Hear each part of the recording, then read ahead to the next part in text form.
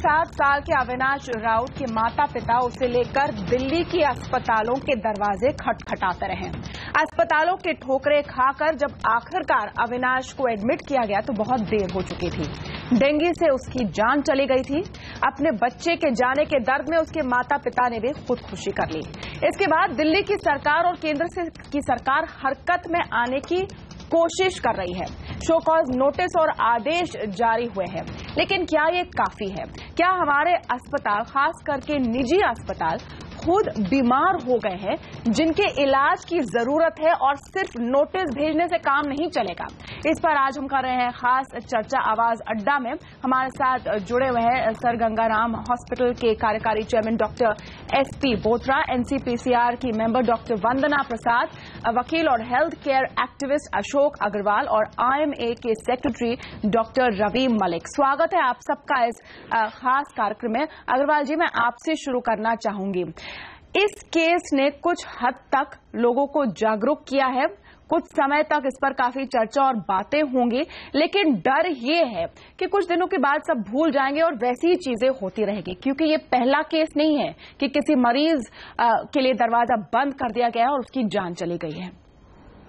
नहीं, ये बात ठीक है कि ऐसे घटना होती है, फिर चर्चा होती है, फिर कमेटी बैठ जाती है, फिर एक रिपोर्ट होती है और फिर घटना होती है, फिर यही कर्मचारी चलता रहता है। लेकिन देखिए, ये बात भी ठीक है, जब कोई बात होती है और चर्चा होती है, चर्चा के साथ लोगों में अवेयरनेस भी बढ़ती है और ये एक ऐसा अधिकार है लोगों के पास प्राइवेट हॉस्पिटल्स के अंदर, जो जैसे जैसे जानकारी बढ़ती है। अभी हम देख रहे हैं कि हिंदुस्तान के, क्योंकि ये जो EWS वाला प्रोविजन है, ये पूरे देश में देश से लोग आ सकते हैं दिल्ली के अंदर। प्रोविजन सिर्फ दिल्ली में है, लेकिन सारे देश से आ सकते हैं। तो जब भी कोई चर्चा होती है, अब आपके चैनल पे चर्चा हो रही है, 50 लोगों को पता लगेगा, तो उससे फर्क तो पड़ता है, ऐसा नहीं है। EWS प्रोविजन की जो आप बात कर रहे हैं अग्रवाल जी और वंदना प्रसाद जी, आपसे मैं समझना चाहूंगी, इकोनॉमिकली वीकर सेक्शन, अब इस केस में अविनाश उस सेक्शन में फिट होते या नहीं, ये अब तक तय नहीं है। हर कोई नहीं भी होता है, बहुत सारे लोग बीच में फंस जाते हैं जो बहुत इन्फ्लुएंशियल ना हो लेकिन EWS भी ना हो, उनके लिए क्यों दरवाजे बंद हो जाते हैं? और जो मूल सवाल हम पूछ रहे हैं, सिर्फ शो कॉज नोटिस भेजने से क्या काम चलेगा? जहां तक स्वास्थ्य नीति का सवाल है कि हमारे देश की जनता को स्वास्थ्य सेवाएं किस प्रकार से मिले, मतलब ये बहुत महत्वपूर्ण है समझना कि क्या ये EWS वाला मामला जो है वो इस जरूरत की पूर्ति कर सकता है कि नहीं। तो हमारा मानना हमेशा ऐसा रहा है और हमारे ये सवालिया निशान भी हम लोग उठाते रहे कि EWS कैटेगरी ठीक है अपने आप में, लेकिन मुख्यतः ये बहुत जरूरी है कि हम हमारी जो जनस्वास्थ्य की सेवाएं उनको पुख्ता करें। क्योंकि आप इस मॉडल को देखिए कि क्या किया गया है कि एक बहुत ही कीमती संसाधन जो एक शहर में होता है, जो कि जमीन होती है, उसको बहुत ही कम दर पे, 1 रुपया इत्यादि की लीज पे आप एक प्राइवेट हॉस्पिटल को देते हैं। फिर आप कहते हैं कि आप मनमाने रेट्स उस पे लगा सकते हैं जिन लोगों को आप EWS की कैटेगरी में नहीं मानते। अब कौन EWS में आएगा, कौन नहीं आएगा? बहुत ही निम्न मध्य वर्ग के लोग भी प्राइवेट अस्पतालों में जा रहे हैं और बहुत ऊंचे दर पे अपनी स्वास्थ्य की सेवाएं वहां से पा रहे हैं। जो NSSO 71st राउंड का डेटा वगैरह वो बखूबी हमको नहीं, बिल्कुल ये कारोबार कुछ गरीब लोग, मतलब कुछ गरीब लोग, हाँ, तो कुछ गरीब लोग पहले वो अपने आप को ये स्थापित करें कि वो गरीब हैं, हाँ, फिर वो उस प्राइवेट अस्पताल में जाएं। प्राइवेट अस्पताल की रिलक्टेंस इस बात से पता लगती है कि 20-20 साल से कोर्ट केस चल रहे हैं। डॉक्टर मलिक इतनी मुश्किल से हासिल होते हैं। डॉक्टर रवि मलिक भी हमारे साथ मौजूद हैं IMA की तरफ से। डॉक्टर मलिक, यहाँ पर एक शॉक ट्रीटमेंट की जरूरत है। इन निजी अस्पतालों को आप मानेंगे एक पूरी तरह से धंधा कारोबार बन गया है और इतनी बेरहमी, इतनी बेदर्दी हो गई है।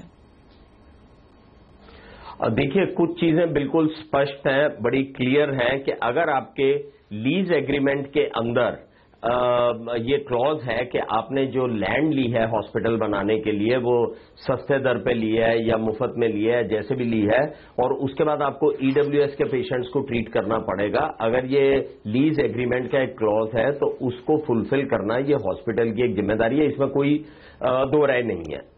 दूसरी चीज ये है कि अगर आपका EWS की जिम्मेदारी भी नहीं है तो भी अगर कोई पेशेंट क्रिटिकली इल कंडीशन में, मैं ये बताना चाहूंगा, जो बहुत ही ज्यादा क्रिटिकली सिक पेशेंट अगर आपके हॉस्पिटल में आता है और आपके पास बेड भी अवेलेबल नहीं है, तो भी उसको इतना इलाज जरूर मुहैया कराना चाहिए ताकि उसकी कंडीशन स्टेबल हो जाए। मेरा आपसे सवाल है डॉक्टर मलिक कि ऐसा क्यों नहीं हो रहा है? जो आप कह रहे हैं वो रूल्स हैं, रूल्स सब जानते हैं, रूल्स किस हद तक नजरअंदाज किए जा रहे हैं वो आप भी जानते हैं।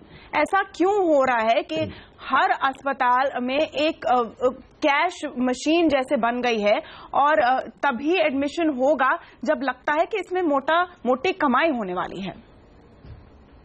जैसे अशोक जी ने कहा, सबसे पहले तो पब्लिक अवेयरनेस होनी बड़ी जरूरी है, लोगों को अपने राइट्स के लिए भी जागरूक होना चाहिए। और दूसरी चीज है, डेफिनेटली जब जिन अस्पतालों ने सरकार से जमीन ली है तो सरकारी मशीनरी का भी पूरा शिकंजा और विजिलेंस होनी चाहिए कि ये उतने लोगों को फ्री इलाज कर रहे हैं कि नहीं कर रहे हैं। और डेफिनेटली इसके ऊपर नहीं, आप कह रहे हैं कि पब्लिक को अवेयर होना चाहिए और सरकार को अवेयर होना चाहिए और हॉस्पिटल्स को क्या करना चाहिए? डॉक्टर बोथरा, मैं आपके सामने ये सवाल रखना चाहती हूँ कि ऐसे अस्पतालों को शो कॉज नोटिस नहीं, उनके लाइसेंस रद्द कर देनी चाहिए, उनसे जमीन वापस ले लेनी चाहिए और एक बिल्कुल हार्श स्टेप लेना चाहिए ताकि ये फिर से ना होते जाए।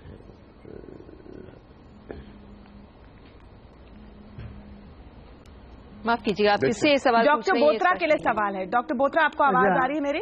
जी हाँ, थैंक यू। मैं आपकी बात से बिल्कुल आई थिंक एग्री कर दूं। Nothing can be more agreeable than this कि अगर जो जिन्होंने भी अपनी लैंड लीज, तो जैसे अभी डॉक्टर साहब ने बताया कि अगर कोई उस पर पूरा नहीं उतरता तो इसमें कोई शक नहीं है कि उनकी लीज रद्द कर देनी चाहिए। और जो हॉस्पिटल, मुझे तो पता है कि हम अपने हॉस्पिटल के बारे में तो मैं आपको पूरी तरह के अच्छी तरह मैं as a administration of the hospital बता सकता हूं कि अगरचे गवर्नमेंट ने कहा कि 10% फ्री होना चाहिए, हमारे हॉस्पिटल में लगभग 20% जो है बेड जैसे रखे गए हैं जो कि फ्री लोगों के लिए रखे गए हैं। माफ कीजिए डॉक्टर बोथरा, ये आपकी हॉस्पिटल या एक हॉस्पिटल की बात नहीं है, ये सिर्फ दिल्ली के अस्पतालों की बात नहीं है और आप लोग बहुत ही केयरफुली और सेफ तरीके से इस प्रॉब्लम को समझा रहे हैं। लेकिन ये सोचिए वंदना जी कि जो लोग EWS की कैटेगरी में नहीं आते हैं, जो लोग क्रिटिकल है, वो क्या करें? क्या ये भी सच नहीं कि कई अस्पताल बहुत ही क्रिटिकल पेशेंट को नहीं लेते क्योंकि उन्हें अपना रिकॉर्ड कायम रखना है? जी, रिकॉर्ड की बात है और मुनाफे की बात है, क्योंकि अगर एक फॉर एग्जांपल उदाहरण के तौर पे अगर एक कॉर्पोरेट अस्पताल है तो उसका स्टेटेड काम है कि वो मुनाफा कमाएगा अपने शेयर होल्डर्स के लिए। तो मैं आपसे ये पूछना चाहूंगी, मतलब देश की जनता से पूछना चाहती हूँ और नीतिगत लोगों से पूछना चाहती हूँ कि जो हमारे जो बड़े सरकारी अस्पताल हैं वो किस तरह से काम कर रहे हैं, उसमें गरीब भी जा रहे हैं, मध्यवर्गीय लोग भी जा रहे हैं, उस मॉडल में क्या प्रॉब्लम है? उस मॉडल को और पुख्ता हम क्यों नहीं करना चाहते?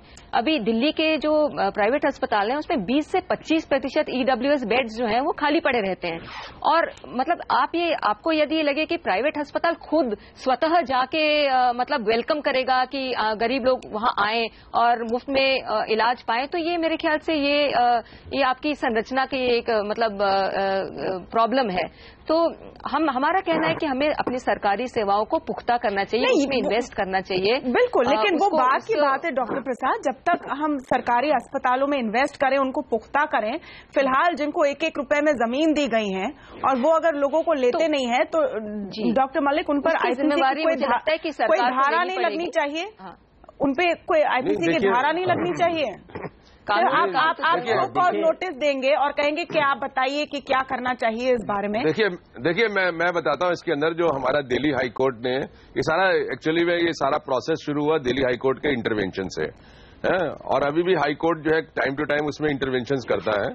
और हाई कोर्ट ने अपने 22 मार्च 2007 के एक बहुत डिटेल्ड ऑर्डर था, उसमें बहुत क्लियर शब्दों में उन्होंने कहा कि ये जो हॉस्पिटल हैं जिनको 10% IPD और 25% OPD देना है, ऑल फ्री मतलब walk in free, walk out free, चाहे OPD हो चाहे APD हो। और अगर ये उसको ब्रीच करते हैं तो इनके 3 एक्शंस हो सकते हैं। इसमें मैनेजमेंट टेक ओवर हो सकता है, इसमें इनका लैंड जो है वो टेक ओवर हो सकता है और उसके साथ जो है वो कंटेम्प्ट ऑफ कोर्ट भी होगा, क्योंकि कोर्ट की भी डायरेक्शंस है कि आप ऐसा दीजिए। लेकिन हमारे यहाँ दुर्भाग्य की बात क्या है, इस देश में कोई राइट टू हेल्थ के ऊपर कानून ही नहीं है। तो कानून नहीं है तो आप जो है पूरे सिस्टम को ठीक नहीं कर सकते। अब दिल्ली के अंदर 40-45% दिल्ली से बाहर से लोग आते हैं, और मैं आपको बताऊं गांव का जो डॉक्टर है वो तहसील में भेज देता है, तहसील वाला उसको डिस्ट्रिक्ट में भेज देता है, डिस्ट्रिक्ट वाला उसको स्टेट के कैपिटल में भेज देता है, और स्टेट का कैपिटल सीधा कहता है एम्स में चले जाओ। कानून बनना चाहिए, लेकिन जो अस्पताल चला रहे हैं, जो खुद डॉक्टर है, क्या उनकी कोई जिम्मेदारी है या नहीं? नहीं, बिल्कुल जिम्मेदारी है। देखिए कोई पर्सनल इंसानियत होती है या नहीं डॉक्टर मलिक? देखिए ये आपकी बात बिल्कुल ठीक है, और इस चीज से इट इज एन इनडिफेंसिबल कंडीशन। इसके ऊपर किसी किस्म का कोई डिफेंस दिया ही नहीं जा सकता। एज IMA आप लोग क्यों नहीं एक्शन लेते हैं ऐसे डॉक्टर्स पर और ऐसे हॉस्पिटल? देखिए डॉक्टर IMA, मैं आपको बताना चाहूंगा, IMA एक डॉक्टरों की संस्था है, और एक्शन लेने का काम तो ये सरकार के पास में है। सरकार उनका लाइसेंस भी रद्द कर सकती है। जैसे 3 विकल्प बताए हैं अशोक जी ने, ये सारे के सारे बड़े अच्छे विकल्प हैं कि उनका लाइसेंस भी रद्द हो सकता है, उनकी मैनेजमेंट भी जो है चेंज हो सकती है, और कंटेम्प्ट ऑफ कोर्ट का केस भी उसके ऊपर चल सकता है। तो जहां तक IMA का तल्लक है, वो लीगल एक्शन तो ले नहीं सकते। लेकिन आप लोग एज अ पीयर ग्रुप आप प्रेशर नहीं डाल सकते, ये मैसेज नहीं दे सकते कि ये हम नहीं टॉलरेट करेंगे, क्योंकि जिस हद तक चीजें खराब हो चुकी, डॉक्टर मलिक आप मुझसे बेहतर जानते हैं। IMA से रेगुलर बेस के ऊपर डॉक्टर्स की, मैनेजमेंट की सेंसिटाइजेशन के लिए हम लोग प्रोग्राम्स करते रहते हैं, एथिक्स के ऊपर बात करते रहते हैं, और अगर ग्राउंड पे फिर भी ये काम नहीं हो रहे हैं तो डेफिनेटली स्ट्रिक्ट एक्शन लेना चाहिए। और IMA इस चीज के साथ में है। अगर आपने लैंड ली ही इस बेस के ऊपर है कि आप उसको ट्रीटमेंट मुहैया कराएंगे और आप उस एग्रीमेंट के साथ में नहीं है, तो this is lawlessness and law should take the whole course and नहीं, law should take its own course. Problem है कि इतने उसमें लूप होल्स डाले जाते हैं कि कोई एक्शन होता ही नहीं। हम यहाँ पर एक छोटा सा ब्रेक लेकिन ब्रेक के बाद हम चर्चा करेंगे कि किस तरह से अस्पताल अलग अलग कारण दिखा के हर बार बच जाते हैं, और आखिर में उनका इलाज करने की जिम्मेदारी किसकी है। लौटेंगे जल्दी।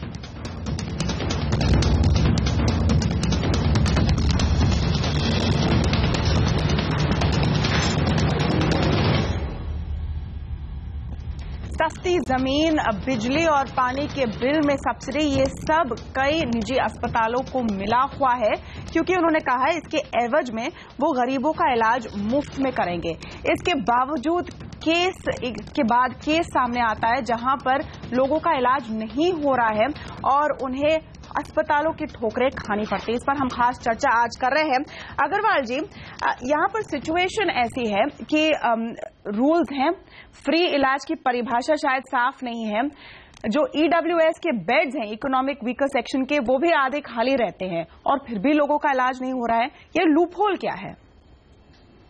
देखिए, EWS की परिभाषा ना बहुत क्लियर है, कोई इसमें प्रॉब्लम नहीं है कि अगर कोई आज की तारीख में कोई व्यक्ति की फैमिली इनकम 9,048 रुपए प्रति माह से नीचे है, तो वो उसका पूरा परिवार जो है एलिजिबल है, और वो पूरे देश में कहीं भी आ सकता है। इवन कोई फॉरेनर भी अगर हमारी लैंड के ऊपर है और उसकी भी वो EWS में आता है इकोनॉमिक रीजन की वजह से, तो उसको भी ट्रीटमेंट मिलता है, और कई हॉस्पिटल उसको ट्रीटमेंट दे भी रहे हैं, और उसको एक सिर्फ डिक्लेरेशन देना पड़ता है। हेलो जी हम सुन रहे हैं। एक डिक्लेरेशन देना पड़ता है, हाँ, एक डिक्लेरेशन देना पड़ता है सिर्फ उसको कि मेरी तनख्वाह इतनी है, कोई कागज भी होना जरूरी नहीं है। नहीं, तो इसके बावजूद दिक्कत ये है कि बेड खाली जा रहे हैं। प्रोसेस शुरू हुआ है वो काफी 2002 के बाद से शुरू हुआ, और इंटरेस्टिंग चीज ये है कि जो सरकारें जिन्होंने जमीन दी है लैंड ओनिंग एजेंसी, वो दे के भूल गए है, और जिन्होंने ले ली उनको पता था हमने करना नहीं है, तो इसलिए स्लो प्रोसेस है। और अगर इसमें देखेंगे कि कुछ इंप्रूवमेंट है, लेकिन जो हॉस्पिटल हैं काफी तरीके के बहाने लगाते हैं। कई बार जो हमारे जो ICU बेड्स होते हैं वो कम होते हैं, तो वो जिसको ICU बेड नहीं भी चाहिए उसको कहते हैं तुम्हें ICU चाहिए और ICU हमारे पास खाली नहीं है, इसलिए दूसरे अस्पताल में चले जाओ। बहुत सारे बहाने लगाते हैं, लेकिन धीरे धीरे मुझे लगता है एक संघर्ष की तरह चल रहा है ये, और इससे काफी लोगों को फायदा हुआ है। लेकिन अग्रवाल जी संघर्ष की आप बात कर रहे हैं, लेकिन इस संघर्ष के पूरे होने तक कितनी और जाने जाएंगी? हम कैसे रुक सकते कि संघर्ष चलते रहेगा? और वंदना जी, जिन बहानों की बात वो कर रहे हैं, अगर आप हमें समझा सके कि किस तरह की बहाने हैं, क्योंकि मैं यहाँ पर पढ़ी हूँ सत्येंद्र जैन का कोट जो कह रहे हैं कि EWS की जो बेड्स हैं निजी अस्पतालों में, उसकी आधी तो खाली है। तो कैसे जब मरीज है, बेड है, तो इलाज क्यों नहीं हो रहा है? वंदना जी मुझे नहीं सुन पा रही है। डॉक्टर मलिक, आपके पास में ये सवाल लेकर जाती हूं। अब तक हमने बात की कि किस तरह से सरकार जिम्मेदार है, लेकिन क्या डॉक्टरों और अस्पतालों की खुद की जिम्मेदारी नहीं है? और क्यों बहाने बनाए जा रहे हैं? क्या कोई बड़ी पेनल्टी की जरूरत नहीं है? डेफिनेटली बड़ी पेनल्टी की जरूरत है। मैं आपको एक चीज बिल्कुल क्लियर कर दूं, आईएम में हमारी एक नॉन गवर्नमेंट ऑर्गेनाइजेशन है, एनजीओ है, जिसके पास किसी किस्म की कोई पावर नहीं है किसी डॉक्टर का लाइसेंस रद्द करने की, किसी अस्पताल को बंद करने की। ये सारी पावर्स जो हैं वो सरकार के पास में है। और डेफिनेटली जो भी अस्पताल इस चीज को फॉलो नहीं करता, आईएम फुल सपोर्ट करती है इस मुद्दे को, और अस्पताल के खिलाफ एक्शन हो, इस चीज को भी पूर्ण रूप से सरकार की तरफ से सपोर्ट करती है। और दूसरी चीज, जैसे कि मैंने कहा कि ये एक मेडिकल एक्टिविज्म का जमाना है, लोगों को जागरूकता होनी चाहिए। जिस पर्टिकुलर पेशेंट को रिफ्यूज किया जाता है वो पेशेंट उस वक्त सब कुछ निकाले कि आपके ईडब्ल्यूएस के बेड कितने हैं और इस वक्त बेड अवेलेबल था कि नहीं था। किसी का बच्चा तप रहा है बुखार से, ठीक है, और हर अस्पताल मना करा है, वो बैठ के निकालेगा डिटेल कि ईडब्ल्यूएस की बेड कितनी है भाई साहब, और बताए कि हम कहां कंप्लेन करें। क्या ये प्रैक्टिकल है? डॉक्टर बोत्रा, यहाँ पर किसकी जिम्मेदारी बनती है? ये कह रहे हैं कि मरीज निकालें कि ईडब्ल्यूएस की बेड कितनी है, आपकी ऑक्यूपेंसी कितनी है, कहां जाए मरीज?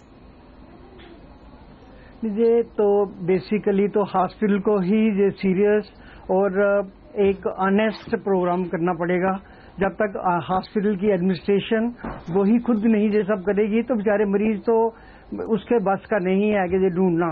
तो ये आई थिंक ये बेसिकली कॉन्शियस होनी चाहिए पूरे हॉस्पिटल चलाने वालों की कि ये बहुत जरूरी है, और जो ऐसा ना करें उसके लिए गवर्नमेंट के पास इतने सारे प्रावधान हैं कि वो उसके लिए काफी कुछ कर सकते हैं। लेकिन प्रॉब्ली शायद कहीं ना कहीं हमारे हाथ सभी के कहीं ना कहीं बंधे रहते हैं कि शायद हम नहीं कर पा रहे हैं।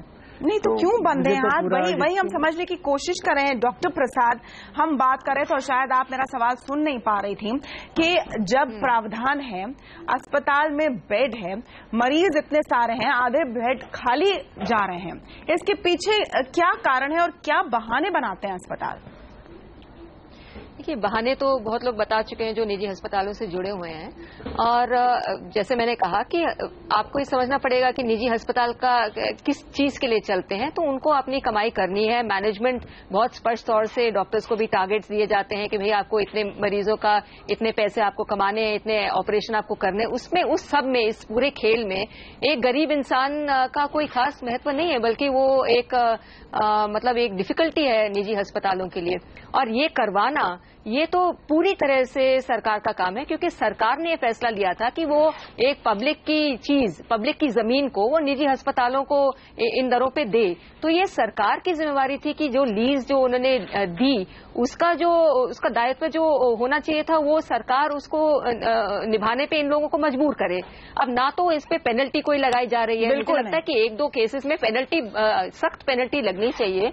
ना ही कोर्ट केसेस भी आप देख रहे हैं कि 10-10 साल 12-12 साल चल रहे हैं, लेकिन उससे कुछ फायदा हो रहा है। अशोक जी जो कह रहे हैं वो वाजिब है कि कुछ फायदा हो रहा है, लेकिन पूरी तरह से ये जिम्मेवारी सरकार की बनती है, क्योंकि सरकार ने ये कॉन्ट्रैक्ट किया। नहीं, लेकिन वंदना जी, अब डॉक्टर मलिक कह रहे हैं कि जिम्मेदारी पेशेंट की भी बनती है कि वो अपनी जागरूकता बढ़ाएं और पता करें कि अस्पताल में कितने ईडब्ल्यूएस के बेड हैं। डॉक्टर मलिक, मैं आपसे पूछना चाह रही हूँ। जी बिल्कुल, क्योंकि मैं नहीं मानती हूँ इस बात को। ये पेशेंट की जिम्मेवारी कतई नहीं है कि वो घूमता फिरे ढूंढता हुआ कि कहां पे बेड खाली है, कहां पे नहीं है। इसके लिए सरकार को एक नोडल अथॉरिटी बना के, जो वेबसाइट से बहुत आसानी से बता सकती है कि भाई मैप करे कहां कहां बिस्तर है, कि मरीज जहां भी पहुंचता है वहां से उसको फ्री बेड तक ले जाने की जिम्मेवारी सरकार की होनी चाहिए। ये मरीज की नहीं कि वो भटकता फिरे और बेड को ढूंढता फिरे, कतई नहीं। और इसको कोर्ट ने भी माना है और इसको सरकार भी माना है। जब हम कमीशन में काम कर रहे थे तो हमने दिल्ली सरकार को इसके लिए पुल अप किया था और वो मानते थे कि हाँ, ये हमारी जिम्मेवारी है, ये मरीज की जिम्मेवारी नहीं है। और कभी भी मरीज को इसमें मुझे लगता है कि दोषी नहीं ठहराना चाहिए कि वो पता करे कहां पे फ्री बेड है। वो उसका काम नहीं है, ये सरकार का काम है। डॉक्टर मलिक, खुद हर अस्पताल और खुद हर डॉक्टर की क्या जिम्मेदारी है? डेफिनेटली अस्पताल की पूरी जिम्मेदारी है। अगर उन्होंने कोई भी लैंड जो है फ्री ली रखी है या नहीं लिया है लैंड फ्री के हिसाब से आप माने फ्री लैंड नहीं लिया है, फ्री लैंड नहीं लिया है, तब भी अगर कोई मरीज तब भी बुरी हालत में आ रहा है उनके दरवाजे पर, क्या उनको हक है कि कहें कि आप प्लीज कहीं और चले जाइए, या तो आप इतने लाखों का डिपॉजिट दीजिए? इसी चीज पर तो मैं आपको बता रहा हूं, अगर कोई भी पेशेंट क्रिटिकली सिक कंडीशन में आ रहा है और उस वक्त ईडब्ल्यूएस का पेशेंट भी नहीं है, उसके पास पैसे भी नहीं है इलाज कराने के लिए, तब भी अस्पताल की जिम्मेदारी बनती है कि उसको एटलीस्ट क्रिटिकल कंडीशन से स्टेबल करे, वेल इक्विप्ड एम्बुलेंस में वो दूसरी डेस्टिनेशन पे पहुंचाए जहां पर बेड अवेलेबल है। ये जिम्मेदारी उसी अस्पताल की बन जाती है जब भी कोई क्रिटिकली इल पेशेंट प्रेजेंट करता है, because it is ultimately a human life. और अगर ऐसा कुछ नहीं होता है तो डेफिनेटली कानून में प्रावधान है कि उसके खिलाफ जो है डॉक्टर या हॉस्पिटल के खिलाफ में एक्शन लेना चाहिए। तो फिर क्यों नहीं एक्शन हो रहा है और खुद इंडस्ट्री अपने आप में क्यों नहीं कोई कानून नियम तय करती है? उसको आप इंडस्ट्री का नाम दे रही हैं, इंडस्ट्री तो आपको है, ये समझना चाहिए कि ऐसा इंडस्ट्री है इसलिए नहीं हो रहा है। क्या मैं गलत कह रही हूँ? इंडस्ट्री तो है। नहीं, बिल्कुल सही कह रही हैं आप, बिल्कुल सही कह रही हैं, 100% इंडस्ट्री है। गरीबों की कद्र मतलब नहीं है इस इंडस्ट्री में, क्योंकि गरीब पैसे साथ में हाथ में रख के नहीं आ रहे इंडस्ट्री के पास। तो अब गरीबों का कैसे स्वास्थ्य की सेवाएं कैसे नहीं, मैं ये पॉइंट रखना चाह रही हूँ वंदना जी, और रवि मलिक से, डॉक्टर मलिक से मैं काफी समय से ये एक सवाल पूछ रही हूँ कि क्या एक इंडस्ट्री बॉडी या एक मेडिकल फ्रेटर्निटी की बॉडी जैसी उनकी है, उनकी क्या खुद की जिम्मेदारी नहीं है? वो कह रहे हैं हम सपोर्ट करते हैं, कानून को हर कोई सपोर्ट करता है, लेकिन इम्प्लीमेंट कौन करवाएगा? देखिए, सबसे बड़ी मैंने आपको पहले भी कहा कि हमारी जो आईएमए है वो एक एनजीओ है, इसके पास ना तो कोई पावर है, ना कोई लाइसेंस किसी डॉक्टर का रद्द कर सकते हैं, ना अस्पताल का लीज कैंसिल कर सकते हैं, ना अस्पताल को बंद कर सकते हैं, ना उसकी मैनेजमेंट चेंज कर सकते हैं। वंदना जी, क्या वो एक प्रेशर ग्रुप के रूप में काम नहीं कर सकते? प्रेशर ग्रुप के रूप में काम नहीं कर सकते वंदना जी? हाँ जी, एक प्रेशर ग्रुप के रूप में काम नहीं कर सकते? करना चाहिए, लेकिन मैं इसको थोड़ा सा मतलब मुझे लगता है कि व्यक्तिगत के फॉर्म में काम भी करते हैं, नहीं, डॉक्टर्स को सेंसिटाइज भी करते हैं, मैनेजमेंट को भी करते हैं। जैसे मलिक, माफ कीजिए, आपने अब तक कहा है कि जो मरीज हैं वो खुद अपना होमवर्क कर दे कि कौन से अस्पताल में कितने ईडब्ल्यूएस बेड है और कितने खाली है, कितने नहीं है। आप कह रहे हैं कि सरकार की जिम्मेदारी है। मैं ये बार बार इसलिए पूछ रही हूँ क्योंकि हर डॉक्टर एक ओथ लेता है, अग्रवाल जी, और आप जानते हैं कि उसमें एक जो बेसिक इंसानियत है वो कहीं ना कहीं गायब हो रही है। हाँ, देखिए दिक्कत क्या है कि यहाँ पर जो कानून बनने चाहिए, एक्चुअली में राइट टू पब्लिक हेल्थ बनना चाहिए, वो किसी राज्य में नहीं है, स्टेट सब्जेक्ट है, राज्य कोई बनाने को तैयार नहीं है, फंडामेंटल राइट नहीं है। सुप्रीम कोर्ट ने एक केस में कह दिया कि देखिए कि ये स्टेट की कैपेसिटी के साथ है, लेकिन साथ में सुप्रीम कोर्ट ने ये भी कहा है कि अगर कोई पेशेंट क्रिटिकली इल किसी भी इंडिविजुअल डॉक्टर के पास, सरकारी अस्पताल के पास, प्राइवेट अस्पताल के पास जाता है तो उसकी ये प्राइमरी ड्यूटी है कि वो उसको स्टेबल करेगा, उसके ये नहीं देखेगा। इस केस में जैसे अंत में डॉक्टर बोत्रा, इस केस में ये सारे अस्पताल कह रहे हैं कि हमारे पास कोई एडमिशन की रिकॉर्ड नहीं, क्योंकि उन्होंने एडमिट ही नहीं किया, इसलिए हमारी कोई फॉल्ट ही नहीं है। ये तो आ जाएगा सामने, क्योंकि सीसीटीवी जो कैमरेज लगे हुए हैं, अगर इस तरह की इन्वेस्टिगेशन करें तब शायद लोग रुके कि सारा मामला भूल जाए। डॉक्टर बोत्रा, अंत में खुद क्या अंदर लोगों को, डॉक्टरों को, अस्पतालों को गिरबान में झांकने की जरूरत है? बेहद जरूरत है। अनफॉर्चुनेटली हम ये बहुत सारे हॉस्पिटल, अक्सर अब जब कॉर्पोरेट हॉस्पिटल आए हैं, इनको चलाने वाले मैनी ए टाइम बहुत सारी जगहों पे डॉक्टर्स नहीं भी हैं। उनका सारा सिस्टम बेसिक, हम डॉक्टर्स को लाते हैं, खूब सारा इतना पैसा देके डॉक्टर्स को टारगेट दिए जाते हैं, तो शायद ये सारा कुछ, इसमें बहुत सारी चीजें आ गई हैं। बिल्कुल, जब डॉक्टर सेल्समैन बन जाए, खराब कर दिया, जब डॉक्टर सेल्समैन बन जाए तब बहुत ही गंभीर समस्या है सारे अस्पतालों के लिए, और उनका इलाज करना शायद सबसे बड़ी प्राथमिकता होनी चाहिए। बहुत बहुत शुक्रिया आप सबका हमारे साथ इस चर्चा में शामिल होने के लिए। नमस्कार।